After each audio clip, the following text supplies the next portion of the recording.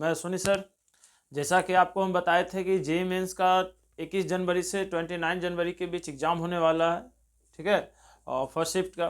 तो उसके लिए हम कुछ आपके लिए अच्छा PYQ लेकर आए हैं और यहाँ से आपको कॉन्सेप्ट भी मिलेगा और निश्चित रूप से यहाँ से आपको 5-10 क्वेश्चन का फ़ायदा मिलेगा, तो आप इसको देख कर जाइएगा, ठीक है।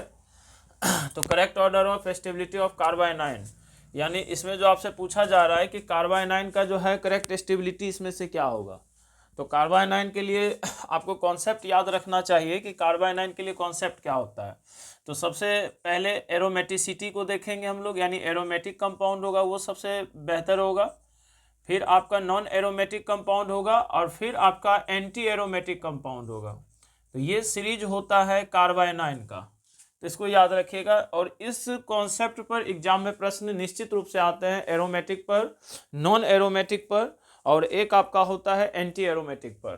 तो आइए हम आपको थोड़ा सा डिटेल से समझा देते हैं कि एरोमेटिक में क्या होता है। तो एरोमेटिक में आप लोग याद रखेंगे कि एरोमेटिक में 4n+2 पाई का ये होता है, हकल्स रूल जिसको आप लोग कहते हैं, और प्लेनर स्ट्रक्चर होना चाहिए, यानी हाइब्रिडाइजेशन sp2 sp3 उसमें नहीं आना चाहिए। फिर आपका एंटी एरोमेटिक की अगर हम लोग बात कर लेते हैं कि एंटी एरोमेटिक, तो एंटी एरोमेटिक में क्या हो जाएगा 4n पाई, ओके, और यही कंडीशन रहेगा, हाइब्रिडाइजेशन भी यानी प्लेनर स्ट्रक्चर होना चाहिए sp2। और नॉन एरोमेटिक का मतलब क्या हो गया कि जिसमें आपको ये दोनों में से कोई रूल नहीं लगेगा और एटलीस्ट कम से कम एक कार्बन जो है वहाँ पर क्या हो जाएगा sp3 हाइब्रिडाइज्ड हो जाएगा, तब वो कंपाउंड हो जाएगा नॉन एरोमेटिक। क्या हो जाएगा कंपाउंड, वो नॉन एरोमेटिक हो जाएगा। तो यहाँ कार्बाइनाइन है, यहाँ माइनस लगा दीजिए, यहाँ भी लगा दीजिए, ठीक है। तो आइए इस कॉन्सेप्ट को हम लोग चेक करते हैं, हमारा एरोमेटिक कौन है। तो ये डी वाला है, इसमें गिन लेते हैं 1 2, यानी 2 दूनी 4 और एक माइनस का यहाँ से 6, यानी 6 पाई इलेक्ट्रॉन है। और 6 पाई इलेक्ट्रॉन है तो आपका एरोमेटिसिटी रूल कर देगा फॉलो, एन की जगह 1 रखेंगे तो 4 2 6 पाई आ जाएगा इलेक्ट्रॉन। तो ये कंपाउंड आपका आ गया एरोमेटिक में आ गया। यहाँ पर sp3 हाइब्रिडाइजेशन दिख रहा है तो ये आपका नॉन एरोमेटिक में आ गया दोनों।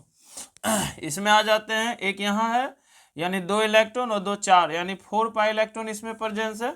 तो n की जगह अगर 1 रखें तो 4 पाई इलेक्ट्रॉन इसमें आ जाएगा, n की जगह 1 रखने पर 4 पाई इलेक्ट्रॉन इसमें आएगा, और n की जगह 1 रखने पर इसमें 6 पाई इलेक्ट्रॉन आएगा। तो 4 पाई इलेक्ट्रॉन आ रहा है, तो इसका मतलब ये आपका क्या हो गया, एंटी एरोमेटिक कंपाउंड हो गया। तो correct order of stability of carbanion आपको करने के लिए तो सबसे पहले क्या आ जाएगा, डी आ जाएगा। एरोमेटिक के बाद नॉन एरोमेटिक आता है, दोनों नॉन एरोमेटिक है। तो अब देखेंगे वो एंगल जो होता है, एंगल जिसमें बॉन्ड एंगल ज़्यादा होगा उसका एनाइन जो है, कार्बाइनाइन जो है स्टेबिलिटी बेटर होगा। इसमें आ जाते हैं, आपको पता है 108 डिग्री का एंगल बनेगा और यह 90 डिग्री को, तो इसमें बॉन्ड एंगल ज़्यादा बन रहा है तो कार्बाइनाइन का स्टेबिलिटी इसका ज़्यादा होगा। डी के बाद सी के बाद बी हो जाएगा, और बी के बाद आपका ये लास्ट में क्या आ जाएगा, ए हो जाएगा। तो उम्मीद है समझ गए होंगे। तो ये आपका correct order of stability of क्या हो गया भाई, कार्बाइनाइन का हो गया। अब हम लोग सेकेंड क्वेश्चन पर आते हैं।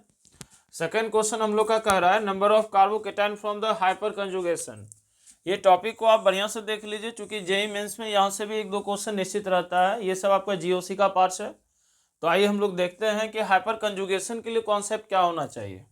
तो हाइपर कंजुगेशन के लिए कॉन्सेप्ट होना चाहिए, कार्बोकेटाइन होने चाहिए, और बगल में जो ये कार्बन है इस कार्बन को कहा जाता है अल्फा कार्बन, और अल्फा कार्बन पे अल्फा हाइड्रोजन की नंबर होनी चाहिए, और जितना ज़्यादा अल्फा हाइड्रोजन नंबर होगा उसमें उतना बेटर हाइपर कंजुगेशन होगा। समझ में आ रहा होगा ना कि C+ होना चाहिए और C+ के बगल में अल्फा कार्बन और उस पर क्या होना चाहिए, अल्फा हाइड्रोजन होना चाहिए।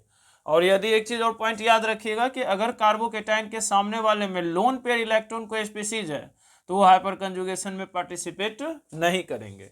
तो आइए चेक करते हैं।